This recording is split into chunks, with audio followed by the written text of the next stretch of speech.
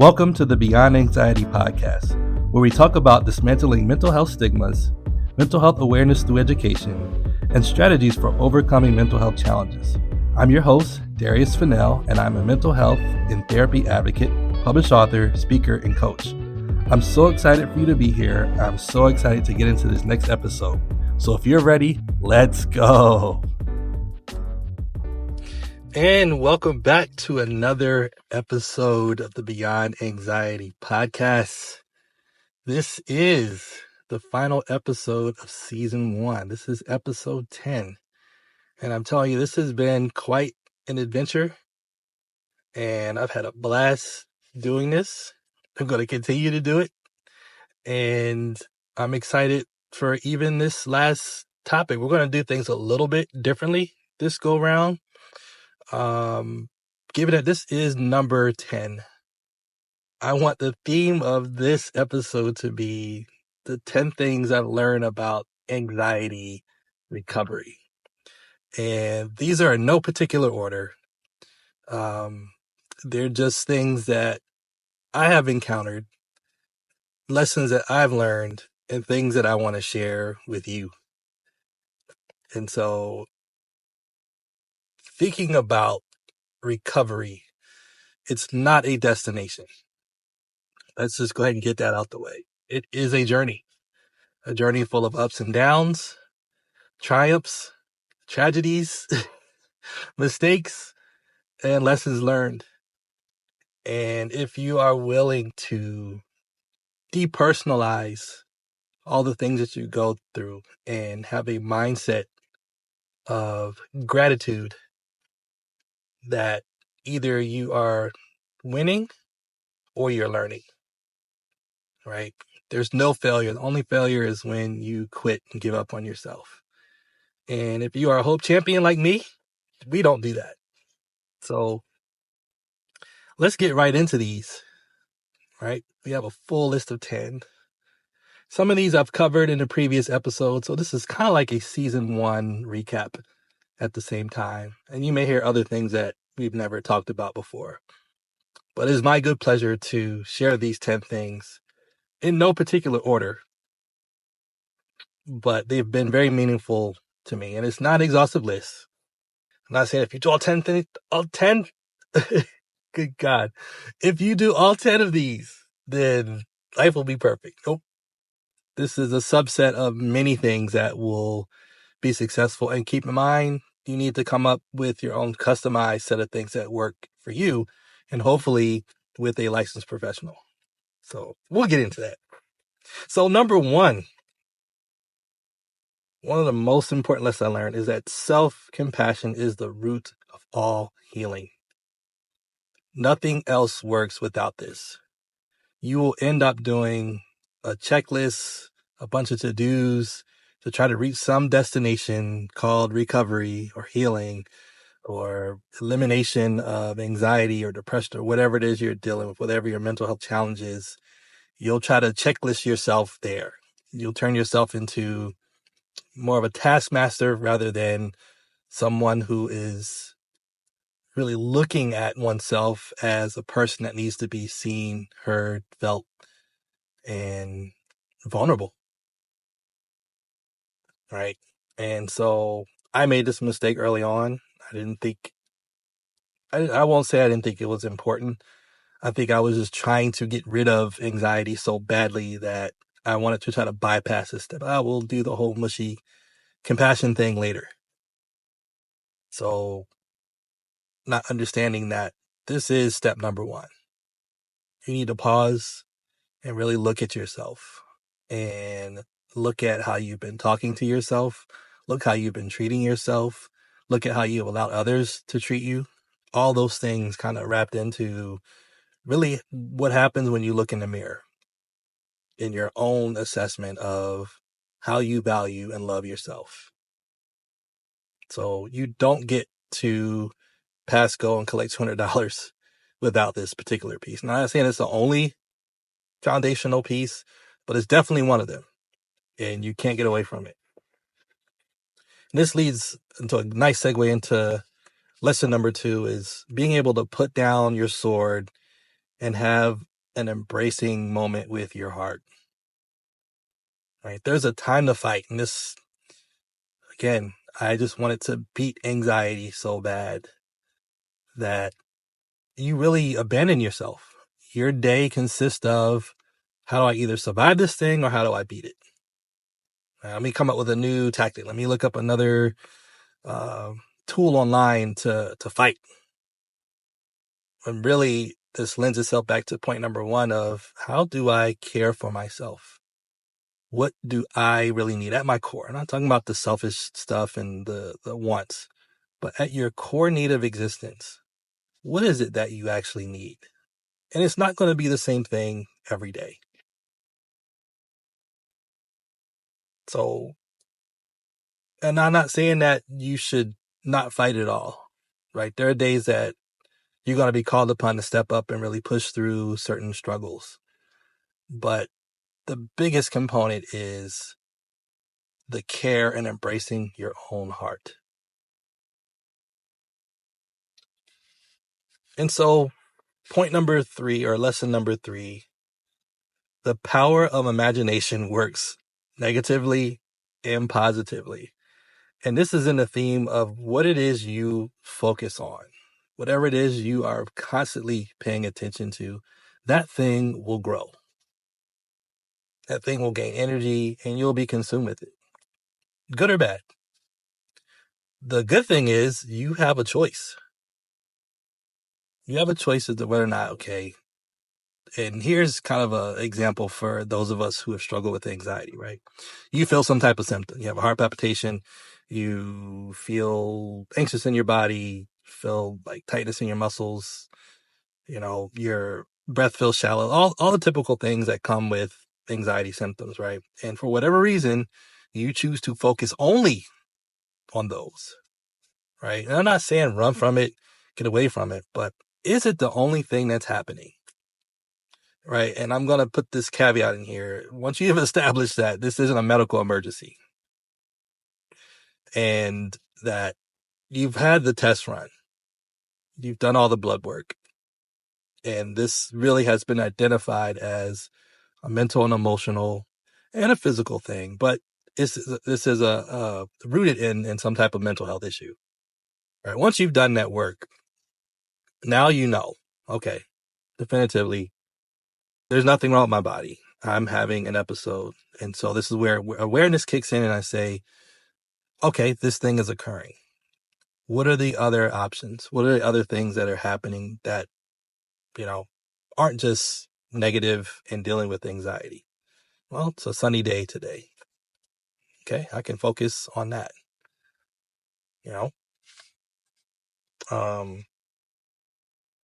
As you are developing your strategies and coping tools and things that help you to be proactive, you can actually focus on not only something you want to think about, but a particular tool that you want to engage in. Right? It could be journaling, could be breathing, breath work, could be any of those things. Right? Something that will help you to reset your mind and your body to the place where you're not just focusing on anxiety symptoms. Because you can become obsessed with it from the time you wake up. All right, I gotta fight. I'm gonna fight this thing. I'm gonna beat this thing. And really, because it's the only thing you're focused on and you're paying attention to, you actually are feeding the monster. And the monster is growing. And so this leads us into lesson number 4, which is that the body responds to breath. Right? Fast and shallow breathing versus slow and deep breathing. Your body responds to it. Your breath is communicating a message to the rest of the body. And again, the positive thing is that this is something you have immediate control over, immediate influence, where you can pause and slow your breath down. I don't mean hyperventilate yourself, but you can notice, okay, no judgment. I'm doing that thing again where I notice that my breathing is a little fast. I'm breathing out of my chest. I can slow that down. I can do it from my belly. And that will communicate to the subconscious mind and the body that you are safe. Right? And that's the thing you want to cultivate is safety in the midst of whatever uncomfortable symptom or circumstance is happening. You can cultivate safety in the midst of it. Because sometimes there's nothing you can do about the circumstance. It's there. It's not going anywhere. It may not be going anywhere for a while, but you can still choose peace. Actively choose peace and cultivate things that will allow you to have peace, starting with the breath. Right. And there are many ways that you can do that. There's the 4-7-8, there's the 3-3-3, there's the box breathing, there's the 7-11. Take your pick. You know, ask your therapist what other ones could help, and get feedback. There's certain ones in the beginning for me that did not work well. 4-7-8, for whatever reason, I always felt like I was hyperventilating, so it never worked for me. But 7-11 seemed to work very well, oddly. Felt funny at first, but once you learn how to relax in the middle of that discomfort, your body says, okay, he's safe, she's safe, and there's no concern or need to turn the alarms on. Right? And this is a perfect segue into lesson number 5. The vagus nerve is my best friend. Why? Because this is where the parasympathetic, or rest and digest, or sympathetic, which is fight or flight, come into play. And the vagus nerve is responsible for communicating the message in particular for the parasympathetic nervous system. And you can actively activate. Breathing goes into that. There's different progressive muscle, progressive muscle relaxation. One of my favorites is cold showers. It's not very comfortable, but for whatever reason, it works. That was a game changer for me. But there are many other things that you can do that help to stimulate the vagus nerve and vagal tone. And so look into that.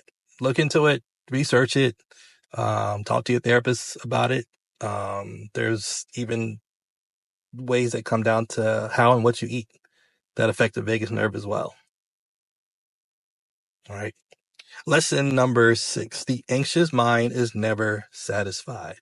If you try to rationalize with the anxious mind, you will come across temporary relief, followed by another question, another follow-up from the anxious mind. Well, what about this? Okay, yep, sounds good. But what happens if this happens? It is a never-ending game of whack-a-mole. And it is exhausting. And it'll wear you out. And so sometimes you have to say, you know what? I accept this uncertainty. And I'm okay with it.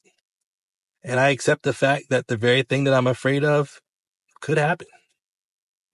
Right? Certainty, 100% certainty, is an absolute illusion. No such thing. None of us know. You don't know what's going to happen in the next 5 minutes. None of us. We have our well wishes about what we would like to happen. You can have a sense of confidence about what we think is really going to happen, but we honestly don't know, good or bad. All right. So accept the fact that uncertainty will and always will be a part of your life. And it's okay. And again, cultivating safety in the midst of that uncertainty. Because now, whether things are going good or bad, you're unchanged. It's like, okay, I accept this. I accept this. And that acceptance should have been another one of the lessons that I have written down here. But we'll smush it into lesson 6. All right. So don't play the game of whack-a-mole. Stick to your core truths and values. All right. And so lesson 7, the subconscious mind cannot tell the difference between things that are real and imagined. So we don't realize how much we are rehearsing things that will never actually take place. But because we are so fixated on it, your body and your mind are acting like it's actually happening now, right? And it can be absolute torture. And sometimes it'll spiral to the point where you don't even know how to turn it off. You're lost in that until maybe you get to go to sleep. Maybe you don't have insomnia, or maybe something comes and distracts you, right? You never know how deep that rabbit hole can go. But again, you can feed yourself positive things and affirmations. And so I like to use what I call the visual affirmations, which is kind of birthed out of like something like a vision board.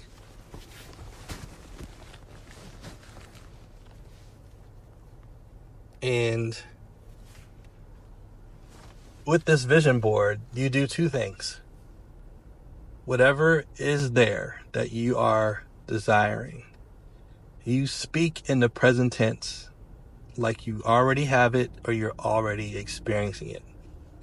And you slow yourself down and allow yourself to emotionally, in your mind, in your body, experience the thing as if it has already happened. Why? Because the subconscious mind can't tell the difference. And so again, here is a tool that you absolutely have control over, right? And it takes practice. It's not like a one and done. Okay, I did it. I feel good. Maybe not. Maybe it takes a few iterations. Maybe it takes a few days. Maybe it takes a few weeks. But the repetition of it is what will cause the neuroplasticity, so that when that thing comes, whether it's the thing you desire or the opposition comes, you've cultivated this new pattern of thinking that will be able to meet whatever intensity of the thing that is coming or that is happening, or that could just be plainly anticipated. All right? So keep that in mind. That is very important. And again, it's very easy to do.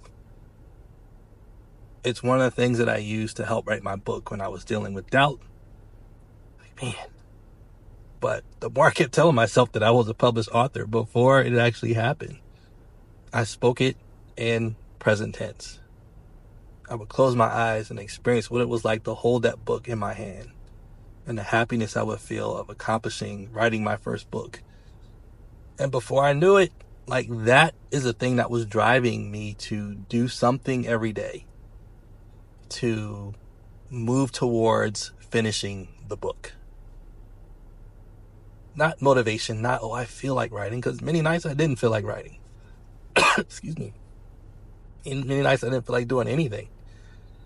But I was playing back the tape in my head of all the things I was saying, earlier in the day, that I'm a published author. I'm a published author. Oh, what does a published author do? He writes. She writes. And so that's what I did. And so my declaration drove my motivation and led to manifestation. I'm going to say it again. My motivation. I'm sorry, now see, now I got to play the tape back. My affirmation created my motivation, which led to my manifestation. All right. I don't know if I said that the same way the second time, but hey, you got two different things, same context. It's free. All right. Lesson 8. What you eat, drink, and how you sleep matters. There are pro-inflammatory foods, dehydration, an unrested mind and body that can lead to increased cortisol and other stress hormones. Right?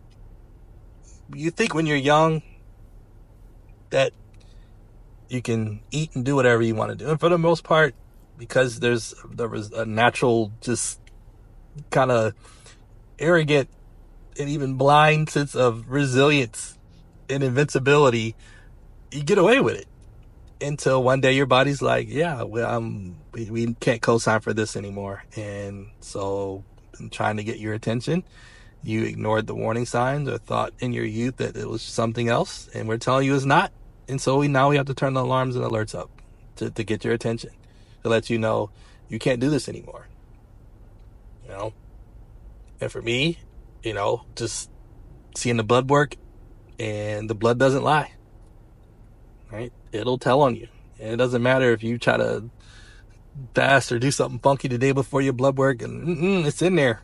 It's going to show up. And now you may have to deal with medication or other things that maybe you didn't want to do, but now you have to because it's a matter of your own survival. Right? So take it seriously. Go get your blood work done. Don't skip years. I've done it before and had to pay a price for it. All right? Because I could have jumped on many things earlier and not run into certain complications. Get a nutritionist. All right? Get a dietitian. Most of it is covered by insurance. Or even if it's not, I mean, think about the things you spend money on that you don't even think about. You can spend $75, $100, $100 on an appointment that deals with, your wealth. Your health is your wealth, but dealing with the well-being of your body, you can spend that kind of money, right? But most insurances will give you so many visits, and you'll be able to come up with the plan and make the necessary changes. But all that will affect your mind, your body, and how you feel. So to believe anything otherwise is an illusion, and at some point the bill comes due, and now here's where we are. All right? And sometimes there aren't any quick fixes for it. Maybe you do have to take pills, but you may still feel horrible for a while. All right? So the last two, journaling is non-negotiable in your recovery journey. It will give you an outlet, accountability for yourself, talking points for when you go to your therapist and to your doctor's appointments. I don't have a photographic memory. Most of us do not have it. And so having things written down will allow you to articulate all the things that you're feeling, you're experiencing, and will help you to get a good prognosis or identification of what it is you might be dealing with. Right? Then you have a timeline, historical timeline of your wins, your challenges, and I guarantee you, if you're following some type of protocol and you're being consistent, you are making everyday improvements. It may not look like it, may not seem like it, but that's one of the things my first therapist had me do. She said, go back a few weeks in your journal and read where you were. I was like, wow. Number one, it helped me see I was being hard on myself. And then secondly, it's like, this is working. I am improving and I'm growing, I'm learning, I'm evolving, and I'm loving me, more than anything else. And that's the driving force, right? And perfect segue into lesson number 10. And the thing I've been driving home every single episode is that therapy is an absolute must in your recovery journey. Your licensed professional works as a guide, gives you different perspectives, and it's a place to be seen, heard, sometimes corrected, gain insights and strategies for coping, and also proactive means of developing a plan of recovery. Right? Absolutely important. No getting around it. You gotta go. You have to. And I'm very cautiously use the word must and have to, but I have not run into anybody who just say, I figured it all out myself. I did it on my own and I have a community. You absolutely need all those things. Right? I had some online communities that I was a part of, and there were so many people who I could relate to, whether it be the medicine side effects, whether it be the different challenges that you would deal with every day, whether there was some things that maybe just didn't go well. You needed somebody, or a group of folks that could chime in and give you encouragement. I absolutely needed all that. It was essential. And it made me feel like I wasn't crazy. I'm like, okay, good. I'm not the only one going through this stuff.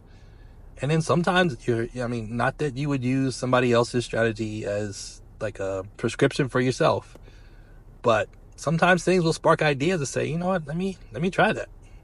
Let me see if I can stay consistently hydrated for 3 days, if that'll make a difference. Right?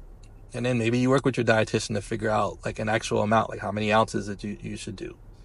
right? And if you're on medication or anything like that, talk with your doctor as well. Maybe there's a certain limit that you're not supposed to pass, but have that conversation with the licensed professionals. But at least being around others who are striving and have the same goals and wanting to recover would spark certain ideas that you want to take back and discuss with your own licensed professionals. And that's a lot of stuff did for me.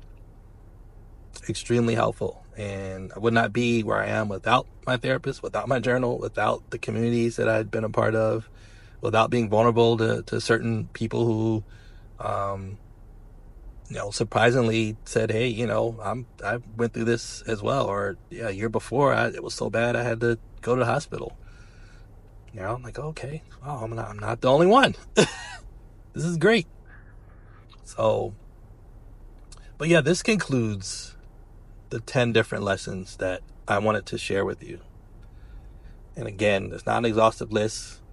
I'm sure there's many others that could be added to it, but do something for yourself that allows you to walk in a place of self-care and experience recovery, in a place where you're learning, you're growing, you're evolving, and you are ultimately, one day at a time, one step at a time, recovering and healing, getting stronger and gaining confidence, ultimately helping you to become a hope champion.